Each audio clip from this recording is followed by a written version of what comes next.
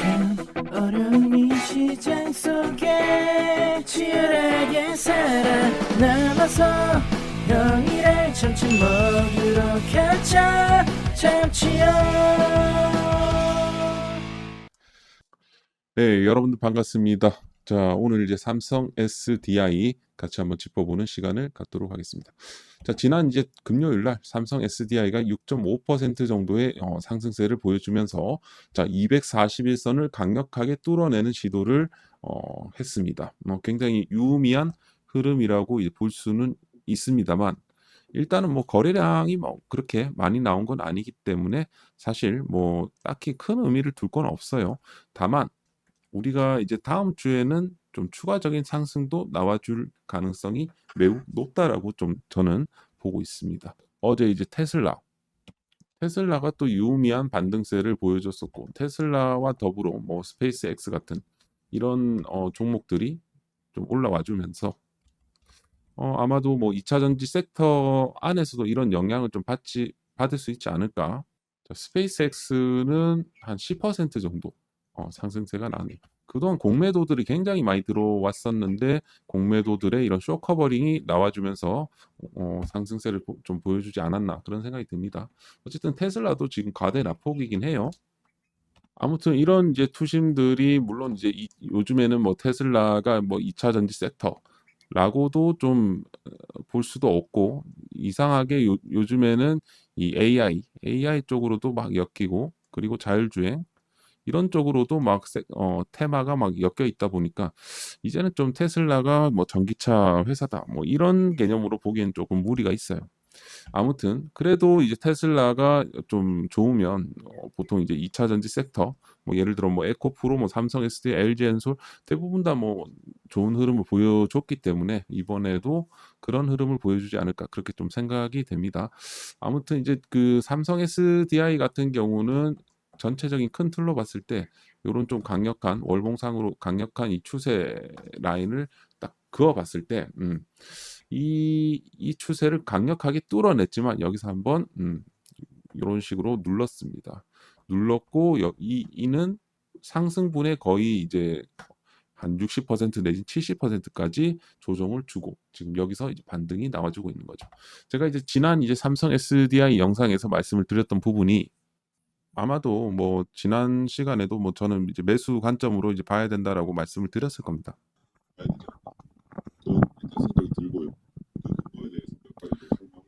그래서 그 근거에 대해서 제가 여기 영상에서 한번 설명을 좀 드리긴 했는데 오늘도 제가 이제 여러분들께 좀 삼성 SDI 투자 아이디어 혹은 왜 우리가 지금 이 종목에 대해서 투자를 해야 되는지 거기에 대해서 조금 더 보충해서 설명을 좀 드리도록 하겠습니다. 자, 오늘도 삼성 SDI 주주 혹은 저희 이제 참치형의 구독자라고 하면 좋아요 한 번씩은 꼭 부탁드리도록 하겠습니다. 뭐 요거 누르는데 돈 드는 것도 아니고 1초면 돼요. 1초. 단 1초만 좀 투자를 해갖고 저는 여러분들을 위해서 몇 시간을 투자를 합니다. 뭐 자료 만들고 차트 살펴보고 수급 살펴보고 뭐 지금 근데 중간중간에 오리 소리가 조금씩 들리실 수 있는데 그건 좀 양해 좀 부탁드릴게요. 아무튼 지금 삼성 SDI 이 한 종목을 찍기 위해서 정말 이제 노력을 많이 한다라는 점 이해해 주시고 좋아요 한 번씩만 부탁드리도록 하겠습니다.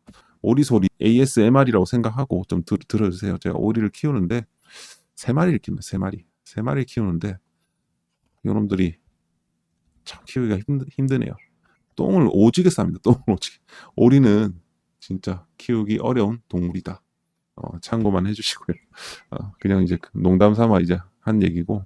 자, 이거부터 먼저 볼게요. 일단 이제 삼성 SDI로 이제 본다라고 하면 이게 전기차 배터리 회사 아니야? 뭐 전기차 안 좋으면 같이 힘든 거 아니야? 이렇게 좀 생각하실 수가 있습니다. 맞죠? 뭐 시장 시선은 아직도 약간 배터리, 전기차에 좀 많이 묶여 있습니다. 근데 이제 주식은 좀 남들이 다 아는 얘기로 큰 돈이 안 되지 않을까요? 뭐 오늘의 핵심은 하나인데 이 삼성 SDI의 이 반전 포인트는 이 EV가 아니고 여기서 나온다. 어디서? 지금 ESS, UPS, BBU. 그러니까 비배터리 영역에서 먼저 나올 수밖에 없다. 쉽게 말하면요. 예전에는 이 자동차 배터리 회사로 봤다라고 하면 이제는 AI 시대의 어떤 전력 인프라 회사로 봐야 된다는 거죠. 그러니까 전기차가 이제 캐준 구간에 들어오면서 삼성 SDI는 다른 쪽에서 돈 벌 생각을 좀 하고 있었어요. 그리고 이게 이제 중요한 게 뭐냐면 주가는 이미 이런 과거의 EV에 대한 부진, 그 배터리 캐준 구간을 반영을 했어요.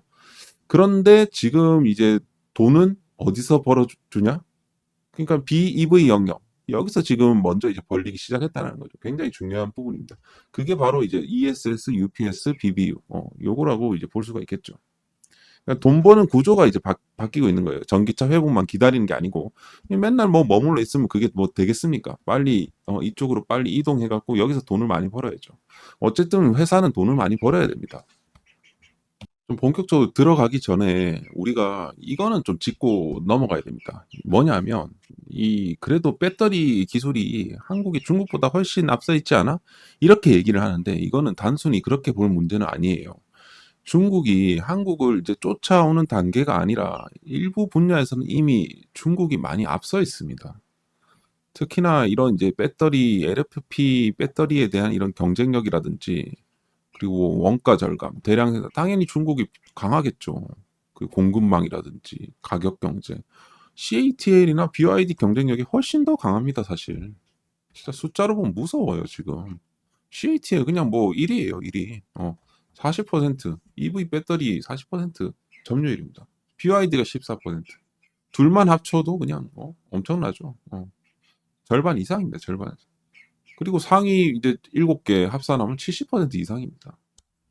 그러니까 우리가 이제 뭐 중국산은 싸기만 싸고 기술은 떨어진다 이렇게 볼 문제가 아니에요. 그러면 여러분들 이렇게 질문을 할 수 있겠죠. 야 참치형, 그러면 중국이 이렇게 잘하는데 삼성 SDI 왜 넌 추천하는 거니? 바로 그거예요. 제가 삼성 SDI 보는 이유는 중국이랑 똑같이 막 정면 승부를 해갖고 하는 게 아니라는 소리입니다. 배터리 시장도 다 다르다라는 거죠. 마트에서 파는 생수가 있고 호텔에서 파는 생수가 있지 않습니까? 똑같은 물인데 왜 가격이 다르겠어요? 요구하는 조건이 다르기 때문이죠. 배터리도 똑같습니다. 그러니까 중국 업체들이 잘하는 게 바로 이런 거예요. 뭐 대량 생산, 가격 경쟁, 원가 절감, 이런 것들. 그러니까 시장은 빨리 이제 침투가 가능한 게 얘네들이잖아요. 그럼 우리도 여기에 맞춰갖고 우리도 싸게 한다 이렇게 하면 힘들죠. 늦고. 지금 CATL 같은 경우도 지금 EV뿐만 아니라 ESS까지 막 본격적으로 확대하고 있고 지금 사실 에너지 사업이 2분기 때 괜찮았어요, 사실. 그러니까 삼성 SDI가 여기서 살아남으려면 중국보다 싸게 만드는 그런 회사가 아니고 중국과 다른 이유로 선택받는 회사가 되어야 한다는 거죠. 결국은 삼성 SDI가 가야 할 길은 이런 AI 데이터 센터랑 UPS, BBU, 그리고 미국의 비중국 ESS 공급망 이런 쪽으로 가야 돼요. 이 분야는 자동차 배터리처럼 뭐 몇 달러 싸다고 바로 공급사를 바꿀 수 있는 그런 시장이 아닙니다. 데이터 센터 서버 꺼져버리면 그냥 배터리 가격 몇 푼 아낀 게 문제가 아니에요. 그러니까 장애 한 번의 비용이 훨씬 크거든요. 결국에는 이 삼성 SDI가 추구하는 이런 고출력, 안정성, 신뢰성, 화재 대응 이런 것들이 굉장히 중요해진다는 겁니다. 그리고 ESS 시장이 당연히 커지겠죠, 앞으로. 그러니까 키워드는 비중국 ESS에 대한 공급망이라는 겁니다. 미국 입장에서는 배터리랑 이런 전력 인프라 전체를 중국 공급망에 맡길 리 만무하죠. 그죠? 그래서 이제 삼성 SDI 입장에서는 미국 현지 생산 시스템, 비중국 공급망, 그리고 각형 배터리에 대한 안정성. 요게 이제 하나의 또 패키지가 되는 거예요. 그래서 실제로 뭐 여러분도 알다시피 뭐 지금 ESS용으로 NCA에서 LFP까지 지금 포트폴리오를 확장하고 있죠. 그래서 26년 미국 ESS 각형 배터리 공급 계약 뭐 LFP 양극재 장기 공급 계약 이것도 이제 발표를 한 바가 있습니다. 그러니까 여기서 포인트는 중국보다 LFP를 막 잘 만든다 뭐 이게 아니고 중국산을 쓰기 어려운 시장에서 선택을 받겠다라는 겁니다. 이게 굉장히 다른 이야기거든요. 그리고 마지막으로 우리가 또 봐야 되는 부분이 전고체 배터리입니다. 여기서는 아직까지 뭐 최종 승자가 뭐 결정되지는 않았어요. 뭐 CATL 역시도 뭐 차세대 배터리를 뭐 연구를 하고 있고 그렇다고 뭐 중국의 어떤 기술력을 결코 무시를 하면 안 됩니다. 근데 이제 삼성 SDI는 지금 어떻게 됩니까? 2027년부터 하반기 전고체 배터리 양산을 지금 현재 목표로 하고 있죠. 더 흥미로운 거는 얘네들이 그냥 전기차에서 끝내지 않고 휴머노이드, 로봇, 뭐 산업용 로봇 같은 이런 피지컬 AI 쪽으로 지금 확대를 하겠다라고 사업 계획을 발표한 바가 있습니다. 여기서부터 싸움의 기준이 달라진다는 거예요. 로봇 같은 경우는 여러분도 알다시피 작아야 되고 배터리가 가볍고 오래가고 출력이 높고 사람 옆에서도 안전한 그런 이제 배터리가 필요하게 되는 거예요. 그러니까 가격만 싸다고 끝나는 시장이 아니기 때문에 이 시장을 삼성 SDI가 비집고 들어갈 수 있다는 소리입니다. 자, 그러면 앞으로 이 삼성 SDI의 돈줄이 될 수 있는 이런 AI 데이터 센터에 대한 전력 인프라 여기에 대해서 좀 잠깐 이제 보겠습니다. 그러면 우리가 생각을 해보면 이 AI 시대에서 이제 가장 중요한 회사가 누구냐라고 하면 당연히 이제 엔비디아를 떠올리죠. 엔비디아. 최근 엔비디아 주가도 굉장히 좋죠. 아니, 뭐 당연히 인정합니다. 엔비디아가 어떻게 봤을 때 AI의 어떤 두뇌라고 하면 삼성 SDI 같은 경우는 이거를 전력 끊김을 막는 심장이다라고 표현을 해볼 수가 있는 거예요. AI 데이터 센터 서버는 24시간 돌아가야 됩니다. 그러니까 순간 정전이 나게 되면 컴퓨터 꺼졌네 수준이 아니라 연산이 멈추고 데이터 손실이 되는 거고 여기에 대한 이런 장애 복구 비용이 엄청나게 들어요. 그렇게 되면 고객들의 어떤 신뢰가 꺾이겠죠. 돈이 줄줄줄 샌다라는 거죠. 그래서 필요한 게 바로 BBU랑 UPS입니다. 쉽게 설명을 하면 UPS 같은 경우는 이 건물 전체 차원의 어떤 비상 전원 장치예요. BBU는 이런 서버렉에 이제 가까이 붙어갖고 순간 정전에 바로 대응하는 장치라고 볼 수 있겠죠. 그러니까 AI 데이터 센터가 커지면 커질수록 단순히 GPU만 막 필요한 게 아니라 이런 전력을 안정적으로 지켜줄 수 있는 받쳐줄 수 있는 이 배터리 시스템이 엄청나게 중요해지는 겁니다. 여기 하나가 더 있어요. 이 전기차 같은 경우는 전기차 배터리 같은 경우는 가격 경쟁이 굉장히 치열한데 데이터 센터 쪽으로 가게 되면 이 가격보다는 이런 안정성, 신뢰성, 안정 운용 이게 굉장히 중요하거든요.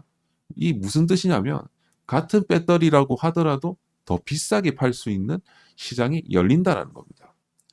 그러니까 이런 이제 엄청난 이 프리미엄 수익성이 나온다는 거죠. 그래서 삼성 SDI 같은 경우는 그냥 배터리를 많이 파는 회사가 아니고 이런 AI 캐펙스 투자 국면에서 이런 투자 확대의 어떤 숨은 수혜주가 될 수가 있다는 거예요. 이게 이제 삼성 SDI를 평범한 2차 전지 종목으로 보면 안 되는 이유이기도 합니다. 자, 그다음 두 번째 돈줄은 조금 더 현실적이에요. 이게 미국의 이런 ESS 확장에 대한 사이클입니다. ESS가 뭐예요? 에너지 스토리지 시스템이죠.